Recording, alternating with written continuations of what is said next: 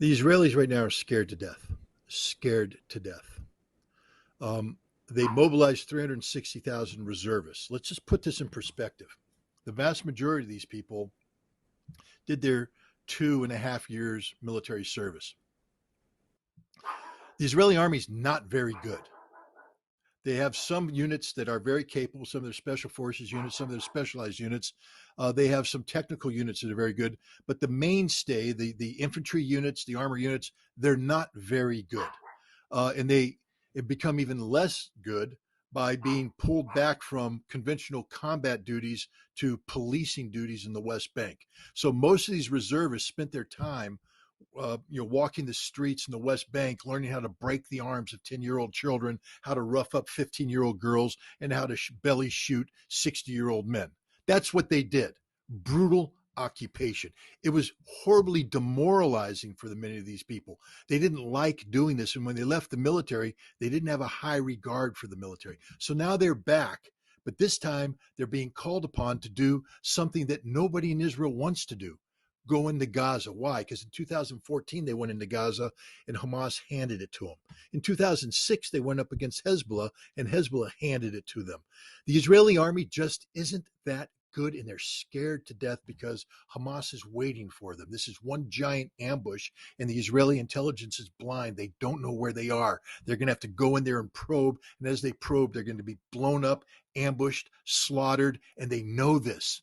The other thing that scares them is once they go into Gaza, they're going to be committed to that battle with the bulk of their reserves. And if at that time Hezbollah decides to open up a northern front, Israel's got nothing left. And even if they had something left, they can't beat Hezbollah. They can't beat Hezbollah. They know it. They've exercised it. Last year, Chariots of Fire. This year, Firm Hand. Those are the names of two major exercises where Israel tested its ability to fight a conflict against the Palestinians and Hamas in the West Bank and Hezbollah up north, and they can't do it. They don't have the resources to do it. Now you throw in Iran, and they're definitely screwed. So America is stepping in saying, hey, we're going to flex our muscle in an effort to deter Hezbollah and Iran from striking. It's not working. 2 aircraft carrier battle groups and an amphibious ready group with 2,000 Marines does not a war win. And we don't have anything behind it. So I think what's going to happen is that Biden is going to try and talk some common sense into Netanyahu and let him know the hard reality that, yeah, we flexed our muscles here, but if Hezbollah comes across the border, we'll bomb them, but we can't stop them. It's up to you. And if you can't stop them, you're screwed. And so you might want to think about coming up with a different solution than the one you're picking right now, a full-faced invasion. There's a lot of things go behind the scenes. The Israelis aren't as good as everybody thinks they are. They're very scared. Netanyahu's very weak. Remember how weak he was moving into this before the Hamas invasion. He was getting ready to collapse because of what he was doing with the judiciary and the reform, the rewriting of basic law. Hundreds of thousands of Israelis were in the streets. It's gotten worse for him because everybody's blaming. He was Mr. Security. I will protect you. I am the man. And look what happened. Nobody trusts him. There's a lot of Israeli talk going on, a lot of hot air coming out of the mouthpieces of Netanyahu's minions. None of it's backed up by reality. And the fact is, Israel's extraordinarily weak, extraordinarily exposed, extraordinarily scared, and America doesn't have a solution for them. And I guess is the template to look at what would happen to Israel, just look at Ukraine? It would be worse than that because Ukrainians right now don't have a place to run to.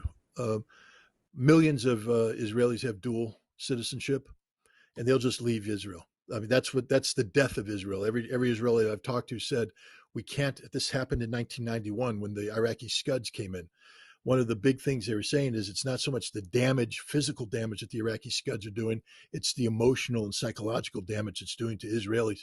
If we can't get the European Jews and the American Jews to want to come here and stay here, it's over for the Israeli experiment. And if Hezbollah can come in and threaten northern Israel, if Hamas can continue to threaten, it's over. People will flee. Millions of people will leave and they will never come back. And that's it for Israel. So I think right now, Israel's in a very difficult situation where the Israeli experiment has been shown to be a failure. And now the question is, how do you get out of this? They're going to have to come up with a solution for Palestine. one that's acceptable to the Palestinians. And Israel no longer has the superior position where they get to dictate outcomes. They're actually going to have to negotiate. And this is where the United States could be of great benefit. But we can't because we continually shoot ourselves in the foot by opening our mouths and threatening war with people when we can't beat them.